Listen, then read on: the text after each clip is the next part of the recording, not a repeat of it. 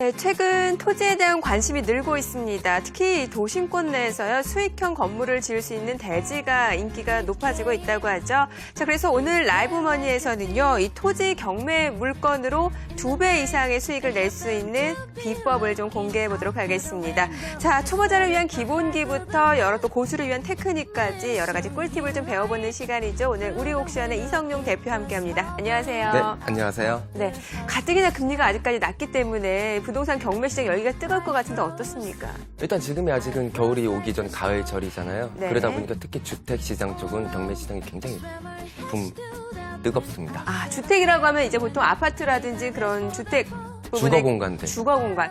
자, 그런데 오늘은 그동안 좀 배워왔던 분야와 다르게 이제 토지 경매 물건에 대해서 이 틈새 꿀팁을 공개해 주신다고 하셨는데 토지 경매하면은 그냥 토지를 경매하는 거죠? 어떤 그렇죠. 건가요? 예. 일단은 토지 말 그대로 아파트도 아파트 경매가 있듯이 토지는 네. 토지를 경매로 진행한다는 이야기이고요. 토지 같은 경우에는 일반 우리 초보 투자자분들이 조금 낯설 거예요.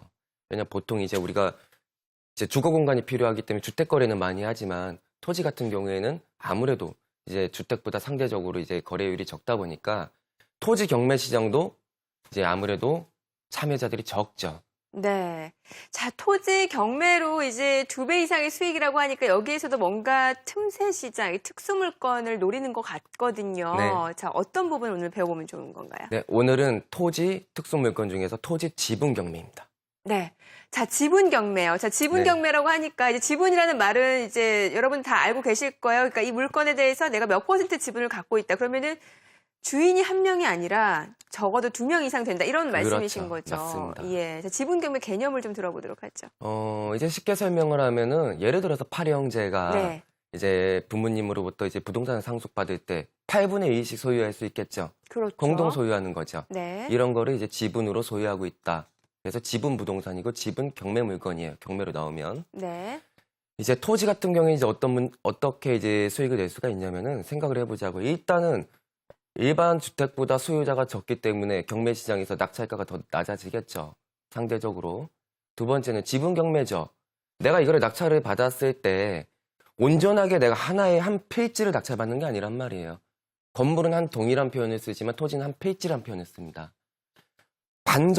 반절만큼의 지분만 내가 낙찰을 받는 것이기 때문에 낙찰을 받아도 내가 온전하게 내가 권리 행사를 못해요. 건물 짓고 싶어도 같이 상의해야 되고 팔고 싶어도 상의해야 되고 그렇기 때문에 내가 계획대로 이제 마음대로 자유롭게 할 수 없기 때문에 이때 이제 특수성을 띈으로써 반조가리 지분 토지 경매 물건은 더 낙찰가가 낮아지는 거죠. 그러면 이제 막 1억짜리 토지가 막 3천만 원까지 낮아지고. 그런데 왜 이거를 투자를 하라 그럴까요, 제가? 여기서 어떤 특수성을 이용해서 잘 어떤 권리만 주장해 본다면은 수익을 낼 수 있는 비법이 있으니까 네. 알려주시는 거잖아요. 맞습니다. 네, 알겠습니다. 자, 오늘은 지분 경매를 통해서 그러니까 일단은 입찰수가 굉장히 낮아질 수밖에 없습니다. 아무래도 뭐 주택 물건도 아닌 토지 물건이기 때문에 조금 더 수요가 적을 수밖에 없는 상황에서 단독 소유가 아니기 때문에 더더욱 지금 이제 입찰 수요가 적어지고 낙찰가가 떨어질 수밖에 없다라고 말씀을 주셨는데 자, 일단은 낙찰가가 떨어진다는 측면에서는 어떻게 싸게 매입한다라는 전제 조건이 형성이 되는 거고요. 그렇죠. 자, 그러면은 이제 지분 경매를 참여하고 나서 그 다음에는 낙찰을 받고 어떤 권리를 좀 주장을 해야 돼요? 맞습니다. 이제 설명을 드릴게요. 공유물 분할 청구권이라는 권리를 가지고 네. 2배 수익을 만들어가는 구조입니다. 아, 일단은 단독 소유가 아니기 때문에 이제 공유물로 구분이 되는 거고 여기에서 이제 낙찰을 받고 나서 공유물 분할 청구권을 주장을 해야 되는 거군요. 그렇죠. 예, 어떤 절차를 거쳐서 또? 혹시 그림 준비된 거 있나요? 그림을 네. 통해 가지고 이제 본격적으로 한번 보자고요. 네. 자, 우리 시청자 여러분들이 이해하기 쉽게 준비를 해주셨는데 보도록 하죠. 아, 네, 그림이 나왔네요. 네. 자, 갑소유의 지분과 의소유의 지분 2분의 1씩 각각 공동 소유를 하고 있는 상태에서 갑이 소유한 지분 2분의 1만 지금 경매로 나와버린 거예요. 왼쪽에 상단에 보면은 빨간색 동그라미로 갑 지분 경매 진행 이렇게 적혀 있죠. 네네. 근데 감정가가 1억이네요. 만약에 두 개가 한 페이지로 함께 나왔으면 2억 가치를 했을 텐데. 그렇죠. 그렇죠. 예. 자, 감정가 1억에 경매가 나왔고요. 자, 병이 낙찰을 받았대요. 네. 얼마예요? 3천만 3천만 원이에요. 원. 자, 이유는 뭐라 그랬죠? 뭐라 그랬었죠? 토지 같은 경우에는 일반 주택보다 상대적으로 소유자가 적기 때문에 네. 낙찰가가 낮아지고, 두 번째는 한 필지 전체를 내가 낙찰받는 것이 아니고 일부 지분만 내가 낙찰받는 것이기 때문에 그 특수성, 그 이해관계의 어떤 분쟁 문제 때문에 낙찰가가 저렇게 낮아질 수 있다는 소리예요. 자, 우리 시청자분들이 이제 병이라고 가정을 하고 낙찰을 받으셨어요. 3천만 원에. 이제 한번 풀어가 볼까요? 앵커님? 네. 네. 지금 그러니까 병이 낙찰을 받았는데 지분 경매이기 때문에 일단은 3천만 원 낙찰을 받았어요. 그러면 이제 공유물 분할 청구권을 신청해야 되는 거잖아요. 그렇죠. 예. 이때 이제 그림 다시 한번 보여주세요. 네. 자, 첫 번째. 파란색 동그라미 중간 위치를 보시면 공유물 분할 협의라고 적혀 있죠. 이때 단어 설명을 간단하게 해드릴게요. 네. 공유물 분할 청구권, 공유물 분할. 공유물이라는 소리가 민법상 공유물이 공동 소유하고 있다는 뜻입니다. 그렇죠. 그렇죠? 네. 이렇게 공동 소유하고 있는 물건을 첫 번째로 협의를 해야 되는 거예요. 네. 공유물 분할 협의. 네. 공유물을 분할하자고 협의를 하자는 거예요. 그러니까 그 다른 소유주. 그렇죠. 첫 네. 번째로. 네. 자, 세 가지의 협의 방안이 있습니다. 네. 그림 같이 볼까요? 네. 세 가지 협의 방안이 현물 분할과 대금 분할, 가격 배상. 그렇죠. 예. 첫 번째는 현물 분할이 있는데 이것은 말 그대로 정말 토지를 나누어서 분필한다는 표현을 쓰거든요. 네. 가위로 오려내서 각각 나눠 갖자. 아, 필지를 나눠야 되니까 분필. 예, 독립된 소유권으로 하자. 네. 이제 나누자. 이 소리고요. 근데 네. 현물 분할은 쉽지 않아요, 하기가. 그렇죠. 예를 들어 가지고 이렇게 설명을 드릴 수가 있어요. 토지가 이렇게 있는데 네. 왼쪽으로는 길이 있고 오른쪽은 네. 길이 없어요. 아, 근데 길쪽이 좋죠. 네. 반반을 나누자고 했는데 한쪽은 길이 있고 한쪽은 길이 없다? 네. 이건 뭔 상황이야? 애매하네요. 똑같이 나눠도 가치가 틀려지죠. 그렇죠. 그렇다고 길쪽을 좀 더 작게 가져갈 수도 없는 거고. 그렇죠. 예. 그래서 이렇게 됐을 때는 서로의 어떤 욕심, 이득을 위해서 협의가 잘 되지 않는다. 현물 분할은 그럼 사실상은 좀 이루어지기가 쉽지 않겠네요. 토지 네. 물건에서는. 정말 쉽지 않습니다. 예. 그래서 두 번째, 대금 분할을 할 수가 있어요. 네. 대금 분할은 뭐냐? 우리 같이 앵커님이랑 저랑 같이 공동 소유를 하고 있다고 가정을 하게 네. 되면은 제가 이렇게 얘기를 해볼 수가 있는 거예요. 제가 낙찰을 받았는데 갑소유 지분을 네. 우리 같이 그냥 일체로 네. 통으로 중개업소에 내놔서 팔은 다음에 어. 우리 그 매매 대금을 반반 나눠 가십시다. 근데 제가 만약에 팔 의사가 지금 없다고 하면. 그러면 이제 또 협의가 안 되는 거고 아, 그러네요. 저는 이제 싸게 낙찰 받았으니까 팔고 싶은데. 좀 싸게 팔아도 되지 예. 않겠냐 했을 때 상대방은 난 그렇게 경매를 싸게 낙찰받은 그렇죠. 사람이 아니잖아요. 네. 그러니까 협의가 쉽지가 않은 거예요. 매매가. 그러네요. 예. 이게 마지막 가격 배상이라는 게 있어요. 아, 그 가격 배상을 그럼 그 을 소유자가 해야 되는 거예요? 어느 쪽이든 상관이 없는 거죠. 네. 한쪽한테 몰아주고 돈만 줘. 아. 야, 내 지분 갖고 가. 아. 그리고 이것만큼 넌 돈 줘. 됐지? 이렇게 청산하자. 이 말이에요. 그러니까 내 지분을 이렇게 몰아줘도 되는 거고 반대로 낙찰받은 지분을 또 을 소유자가 사들여도 되는 거고. 그렇죠. 예. 근데 이마저도 쉽지 않겠네요. 쉽지 않아요. 왜냐하면은 거의 확률이 없어요. 왜 확률이 없냐면은 만약에 상대 측 을 소유 지분권자가 네. 살 의사가 있었거나 돈이 있었으면 어떻게 했는지 알아요? 그 경매에서 전에, 병이 예. 낙찰을 받았을 때 있죠. 갑지분. 네. 그때 공유자 우선 매수 신청이라는 걸 해요.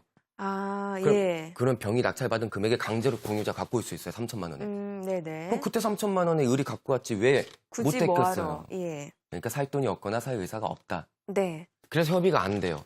사실상 그 세 가지 협의 방안이라는 게 있긴 합니다만 실질적으로 이루어지는 경우는 적다 이런 말씀이시네요. 그렇죠. 예, 예. 이때 이제 우리 시청자분들은 이런 이제 궁금증이 생길 수가 있어요. 아니 그럼 대표님 뭘 왜 특수물건 왜 투자하라고 한 거야? 이거 다 협의도 안 되고 뭐 이렇게 할 그렇죠. 수도 그냥 있잖아요. 싸다고 무턱대고 살 수는 없는 거니까요. 예. 이제 협의가 안 됐을 때 우리한테는 무슨 권리가 있냐면 공유물 분할 청구권이란 권리가 있어요. 아, 법원에 신청을 하는 거죠. 그렇죠. 예. 항상 권리는요. 국가의 강제력을 동원할 수 있는 힘이에요. 그리고 권리가 있다는 것은 특정 상대방한테는 의무가 있다는 거죠. 네네. 이때 법원에 공유물 분할 신청을 하면은 네. 법원은 이제 도와줍니다. 어떻게 도와주냐면 첫 번째, 원칙이 현물 분할이에요. 원칙은 현물 분할. 예. 그러니까 토지를 반으로 나누는 거요. 그렇죠. 예. 근데 이제 법원이 봤을 때 현물 분할은 쉽지 않다. 네. 이 가치를 정확하게 나누기가. 그럼 어떻게 해요? 예외적으로 매각 분할을 하는데 네. 경매를 매각을 합니다. 아, 경매로, 그러니까 일괄적으로 토지를 전체를 매각한다라는 거죠. 그렇죠. 예. 이때는 이제 앵커님이 말씀하신 것처럼 우리가 토지가 우리 왜 싸게 낙찰을 받을 수 있었죠? 지분 형태이기 때문에 싸게 낙찰 받을 수 있잖아요. 그렇죠. 지분만 낙찰을 받아도 어떻게 활용할 방안이 없을 것 같으니까. 그렇죠. 예. 근데 한 필지 전체를 한 필지로 일괄 매각을 해버리는 거죠. 이제 법원에서 그렇게 강제적으로 매각을 하는 거군요. 그렇죠. 예. 이제 형식적 이임의 경매라고 하는데 네. 우리 시청자분이 외우실 필요는 없고 일단 감정가가 얼마가 잡히겠어요? 아까 일부 지분만 감정가가 1억이었죠. 네. 근데 이번에 2억으로 잡히겠죠. 그렇네요. 전체니까. 그리고 낙찰 받으려고 하는 대상들은 이제 일반 물건으로 보일 거 아니에요. 네. 그럼 낙찰가가 높아지겠어요? 낮아지겠어요? 높아지겠죠. 일반 물건이니까. 그렇죠. 내가 첫 번째 갑지분 낙찰 받을 때 프로테이지보다 높아지겠죠. 네네. 좋아요. 그래서 표 한번 보여주시겠어요? 네. 자, 그 우측 밑에를 보게 되면은 이제 빨간색 동그라미로 매각 분할 경매라고 적혀 있죠. 네. 자, 아까 설명드렸다시피 병과 을이 지분 일괄 매각이 들어갑니다. 하나의 한 필지로. 네. 감정가가 2억에 진행하네요. 낙찰가가 얼마 됐습니까? 1억 3천에 됐네요. 네. 예. 자, 병과 을의 매각 대금은 낙찰자가 1억 3천을 적은 거잖아요. 네. 그 1억 3천으로 이제 법원은 배당해줘야 될 거 아닙니까? 병과 그렇죠. 을한테. 네. 이때 2분의 1씩 배당해야 되겠죠? 네네. 얼마입니까? 그러면은 6,500만 원씩 되겠죠? 각각 6,500만 원씩 배당을 네. 해주고 청산이 되는 거죠. 정리가 네, 되는 네. 거죠. 자, 이때 병 얼마 주고 낙찰 받았습니까? 처음에 갑지분. 3천만 원이죠. 얼마 배당 받았습니까? 6,500만 원. 네, 세전 수익으로 2배가 넘어갔네요. 3,500만 원 수익을 얻게 되네요. 네. 이렇게 됐을 때 좋은 점이 뭐냐면은 토지 같은 경우에는 매매가 저절로 됐잖아요. 네. 강제적으로 매매가 돼버린 그러니까 거잖아요. 법원에서 그냥 임의적으로 강제로 그렇게 매각을 하게끔 한 거네요. 그렇죠. 예. 그래서 저렇게 간단하게 되는데 6개월에서 1년까지. 6개월에서 1년. 요즘같이 금리 낮을 때 엄청난 수익인데요. 괜찮죠. 네네. 이게 보장된 거거든요. 네. 만약에 협의가 됐어요. 네. 법원에 공유물 분할 신청을 안 하고서 네. 현물 분할했어요. 할 수 원칙이 현물 분할이니까. 그렇죠. 예. 협의로 됐어요. 그래도 좋은 거예요. 현물 분할이라고 해도 어쨌건 간에 개별 소유가 되기 때문에. 그렇죠. 더 이상 현물 분할을 하는 순간 개별적인 소유권이 되는 거고 각각 한 필지 한 필지 나눠진 독립된 한 필지가 되잖아요. 그냥 일반 물건이 되는 거네요. 그렇죠. 예. 그러면은 다시 감정가 1억만큼의 가치를 온전하게 하는 것이고 나는 3천을 낙찰받았으니까 1억에 파시면 되잖아요. 네네. 그리고 대금 분할 협의할 때 매매로 팔아가지고 하는 것. 네. 협의되면 좋죠. 두 배 수익 낼 수 있어요. 예. 가격 배상. 땡큐. 아주 3개월 만에 수익 낼 수도 있겠죠. 어쨌건 워낙 싸게 낙찰을 받았으니까. 예. 그래서 제가 말하고 싶은 이제 결론은 네. 일이 되든 저리든 나는 반드시 수익을 내네요. 지금 이제 대표님이 말씀해주신 내용을 보게 되면은 이 토지 경매 중에서도 지분 경매라고 하면은 이렇게 리스크가 있어서 좀 피할 게 아니라 뭐 공유물 분할 협의가 되든 아니면 법원에 신청을 해가지고 뭐 일괄 매각이 돼서 이제 그 대금을 분할해서 받든 이거든 저거든 다 수익이 나는 구조잖아요. 그쵸. 그럼 리스크가 전혀 없는 거네요. 그렇죠. 이제 근데 토지는 어디서 리스크를 찾아야 되냐면은 네. 일단 첫 번째로 토지 사실 깊이 들어가려고 하면 여러 가지 이야기할 게 많습니다. 공부해야 될 게. 네. 근데 우리가 경매 물건에 처음에 투자하기 전에 이 토지를 괜찮은 물건인지는 현장 가서 토지 중개업자분들한테 물어보면 기본적인 내용은 알게 됩니다. 이 토지가 네, 가치가 네. 있는지 없는지. 네. 토지 순수의 가치를 놓고 먼저 따져봐야 되는 거군요. 그렇죠. 입찰하기 네. 전에. 네. 그리고 나서 현물 분할했을 때 두 번째 리스크가 뭐냐면 그래도 어쨌든 아파트나 빌라보다는 소유가 적어요. 환금성이 떨어지죠. 그렇죠. 아파트나 예. 빌라 같은 경우에는 우리가 정말 주거 생활을 하기 위해서 주거 공간이 필요하니까 아무래도 주택 거래가 많단 말이에요. 네. 그리고 투자를 할 때도 우리 일반 분들은 주거 공간에 있어서 필연적으로 주택 거래를 많이 하다 보니까 네. 익숙하거든요. 네. 좀 알거든요. 그래서 어떻게 했을 때 잘 팔리는지. 그러니까 주택 거래 쪽으로 몰리는데 토지는 소유가 없다 보니까 길게 걸리면 한참 걸릴 수도 있어요. 그러니까 지금 저 사례 같은 경우는 이제 뭐 6개월에서 1년이라고는 했지만 실질적으로 안 팔리면은 그렇죠. 좀 더 갈 수도 있는 거예요. 그렇죠. 그래서 예.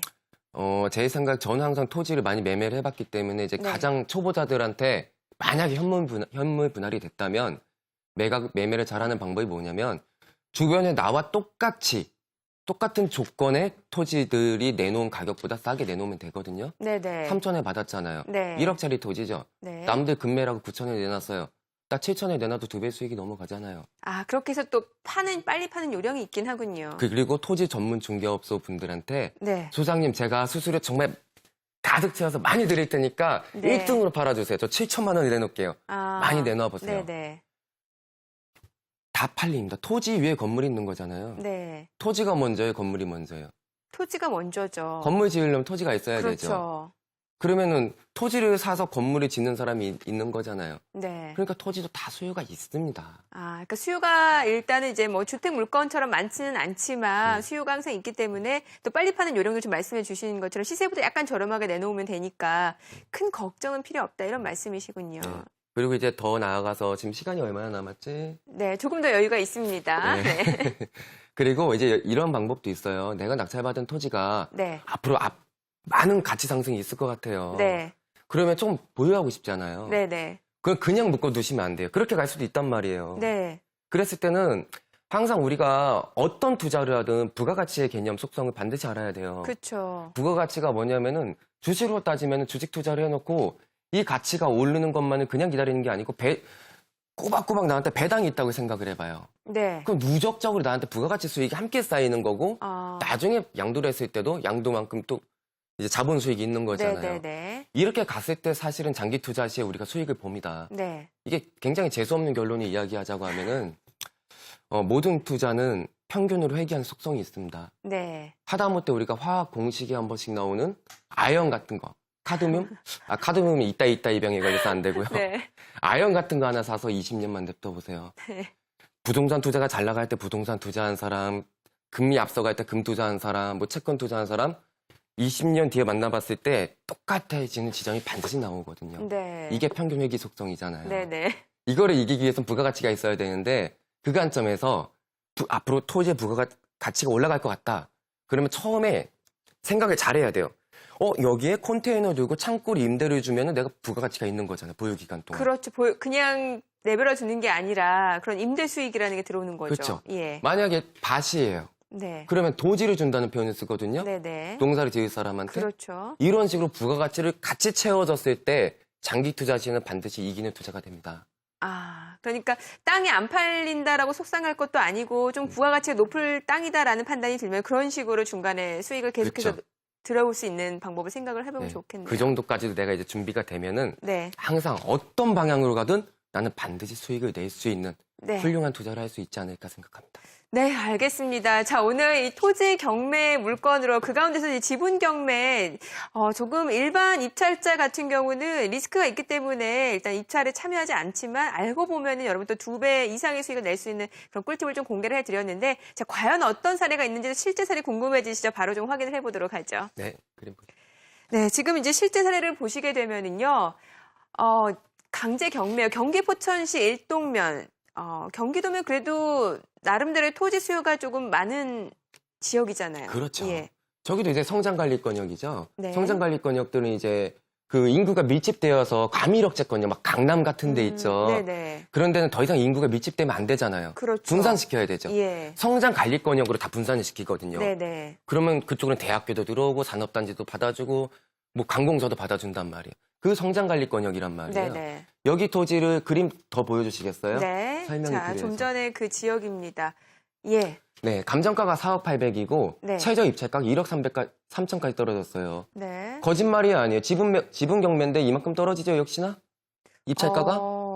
낙찰 금액이 1억 3천. 네, 1억 3,472만 원 낙찰을 받았어요. 예. 김모모 외 1인이 소유하고 있는 거였고. 그러니까 소유자가 2명이었던 거죠. 그렇죠. 예. 저는 이제 1억 3,472만 원의 낙찰을 받아서 네. 협의를 이제 요청을 했는데 협의가 역시나 안 됐고 아, 법원에 힘을 공유물 분할 빌려서 협의를 먼저 협의를 요청했는데 안 됐고. 네, 예. 쉽지 않았어요, 네. 역시나. 그래서 이제 법원의 힘을 통해서 경매를 일괄 매각시켰어요. 이때는 네. 얼마였을 것 같아요? 8억의 감정가 나왔어요. 8억이요? 예, 저 감정가가 4억짜리였잖아요. 아, 2분의 그러니까는 1이. 이제 한 필지 전체면은 이제 8억이 되는 거군요. 그렇죠. 예. 네, 5억 5천만 원에 낙찰이 됐습니다. 네. 그러면 그거를 이제 안분 배당, 2분의 1씩 배당을 한다고 하면은 그렇죠. 내 배당금은 얼마죠? 2억 2,500만 원. 7,500 아니에요? 5억 5천에 받으셨으면 2억 7,500만 원이네요. 맞죠? 예, 맞아요. 역시 제가 2억 7,500만 원. 네. 네. 계산을 뭐, 잘했네요. 본인 물건이었었으니까 더 잘 아시겠죠. 아, 맞네. 네. 2억 7,500만 2억 7,500이에요. 네. 제가 아까 얼마에 낙찰 받았죠? 1억 3,400에 낙찰 받았죠. 2배 이상인데요? 네, 1년 만에. 1년이요. 딱 1년 걸리셨어요. 네. 아, 정말 대단합니다. 진짜 남들은 좀 꺼릴 만한 그런, 사실 토지 경매라고 하면은 좀 어렵게 생각 많이 드실 거예요. 그런데 뭐 많은 공부도 필요하긴 하겠습니다만, 특히나 지분 경매 이런 리스크가 있다라고만 생각하지 마시고, 공유물 분할 청구권 개념만 잘 파악해 보신다면, 또 충분히 이제 2배 이상의 고수익을 낼 수 있는 비법이 있다라는 점도 오늘 좀 공개를 해 드렸습니다. 많은 분들이 지금 이제 부동산 경매와 관련해서 문의사항을 주고 계시는데요. 오늘도 좀 어떤 시청자분이 전화를 주셨습니다. 자, 어떤 문의사항이 있는지 바로 받아보도록 하죠. 시청자님 안녕하세요.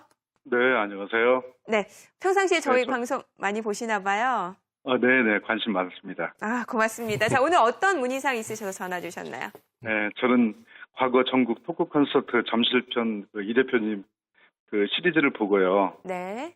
그 이 대표님 책도 많이 보고 공부하는 팬입니다. 아, 이성용 대표님 아, 팬이시래요. 그러시구나. 예. 네네. 대표님 안녕하세요. 예, 안녕하세요. 예, 예. 제가 궁금한 게 있는데요. 네. 네. 저기 질문해도 되겠습니까? 예, 예.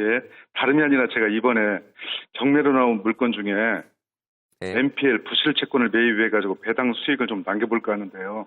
네, 제가 사실 MPL 경매 학원을 다니고 있는데 네. 그곳 학원 교수분이 추천을 해주셨더라고요. 물건을 추천해줬다고요? 네네. 네. 그래서 이거를 투자를 하려고 하는데 대표님 의견을 듣고 싶어가지고 전화를 드렸습니다. 좀 더 내용 좀 얘기해줘 보세요. 음. 어떤 물건인지. 네, 한번 말씀드려볼게요. 네. 자, 제가 이제 투자하려고 하는 물건은 경기도에 있는데 복합 쇼핑몰 한 개 호수로 되어 있고요. 네. 전용이 4평 정도 되고 네. 감정가는 3억입니다. 네. 근데 이제 이게 지금 경매 진행 예정 물건인데 아마 한 달 뒤에 첫 매각일이 잡힐 것 같습니다. 네. 그런데 이게 이제 감정가는 3억으로 되어 있고 채권 최고액은 2억 4천만 원으로 나와 있더라고요. 네. 그런데 이제 근저당은 설정이 되어 있지만 1순위로 되어 있고요. 네. 그런데 이제 제가 궁금한 게 있습니다. 저희 대표님. 네. 이 근저당권이 저희 설정한 채권을 저희 네. 학원 교수님이 1억 원에 사왔다고 하시는데 예. 저희 1억 3천만 원에 이제 저보고 매수할 기회를 주신다고 해가지고 제가 최종적으로 투자를 결정질 이제 시기에 좀 고민을 하고 있습니다. 답변 드릴게요. 네네. 일단 첫 번째로 교수님을 신뢰하지 못하시는군요. 죄송합니다. 아유, 죄송할 건 없습니다. 저는 신뢰한다는 거니까. 답변 드릴게요. 네네. 일단은 우리 시청자분들도 함께 이 TV를 통해서 화면을 보고 계시니까 개념은 설명드리면서 답변을 드리도록 하겠습니다. 일단 네. MPL 부실채권이라는 것은요. 아까 감정가 3억짜리라 그랬죠? 곧 경매 네네. 나올게. 근데 근저당권 2억 4천만 원 채권 최고액이 설정되어 있대요. 네. 이거를 1억 3천만 원에 지금 우리 질문자님이 사오시라는 거거든요. 네. 이게 네. 어떻게 수익을 보냐, 원래 논리냐면은, 자, 감정가 3억의 복합 쇼핑몰 물건을 처음에 은행한테 돈을 빌렸을 때 은행이 담보로 설정해 놓은 거예요. 그 근저당권이. 2억 네. 4천 채권 최고액으로. 네. 근데 돈을 제때 못 받아서 은행이 경매 진행한 것 같거든요. 이때 은행은, 이제 어느 정도의 이제 그 예금과 대출 사이에서 이제 유지를 해야 되는 선이 필요하기 때문에, 이제 저 근저당권 채권을 아마 유동화 전문회사에 팔았을 겁니다. 아. 네. 그쵸? 네. 그리고 유동화 전문회사로부터 아마 교수님이 아니면 뭐 이제 은행으로부터, 3금융권 은행으로부터 사와서 1억에, 저 채권, 네. 2억 4천짜리 채권을 네. 1억에 사와서 우리 질문자님한테 1억 3천에 판단 소리잖아요. 네. 그리고 그렇죠. 1억 3천에 내가 사서 이 채권을 갖고 있으면 경매 진행됐을 때 만약에 2억에 낙찰이 된다.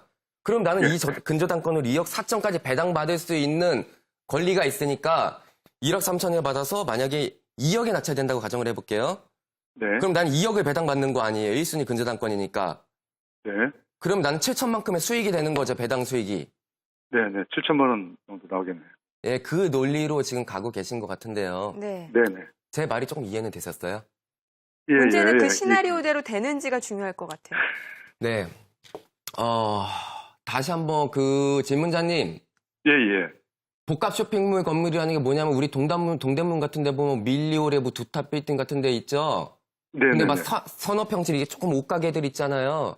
그 예, 한 예. 호수가 경매로 나온 거예요. 네네. 그런 경매 물건은요, 그런 복합 쇼핑몰의 한 호수가 경매 물건으로 나와 있다는요, 거기는 네네. 손님이 지나가지 않는 동선일 거예요.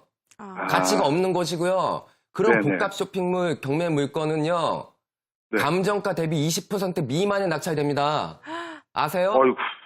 그러면 손실을 볼 수 있다는 게, 그 6천만 원 정도에 낙찰이 된다는 그렇죠. 거예요. 아, 어휴. 제가 봤을 때 냉정하게 말씀드릴게요.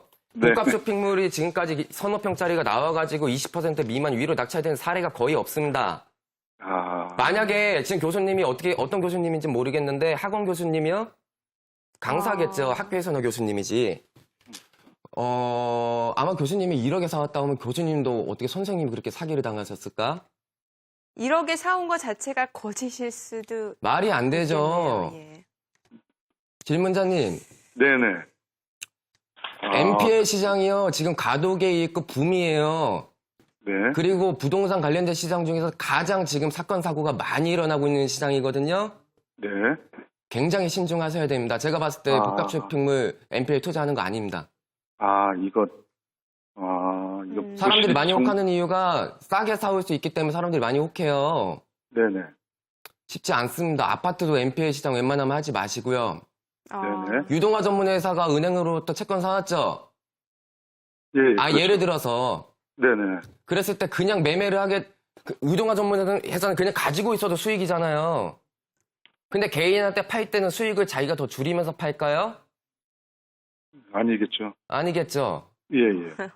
그래서 유동화 전문 회사도 이제 어떤 것들이 있냐면 요즘은 하도 이제 가격을 너무 세게 파니까 붐은 일어났고 그러니까 계약서를 쓰면 매매 가격을 가르쳐 주겠대요. 채권을 얼마에 팔지. 아, 이 말이 되는 시장이에요, 지금?